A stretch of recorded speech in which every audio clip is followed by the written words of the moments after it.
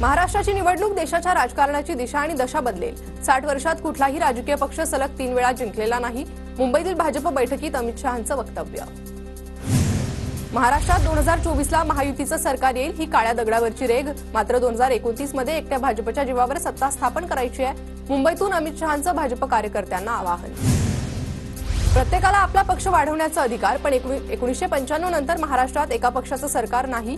अमित शहांच्या वक्तव्यावर अजित पवारांची प्रतिक्रिया।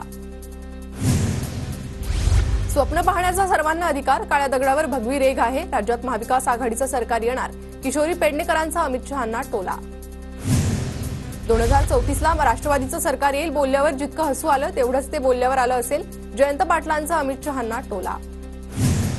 महाराष्ट्र राज्य अमित शहा आणि मोदींसाठी एटीएम कार्ड, ते टिकवण्यासाठी त्यांचे दौरे। मात्र मोदी शहांच्या दौऱ्यामुळे महाविकास आघाडीला फायदा, नाना पटोलेंचा निशाणा।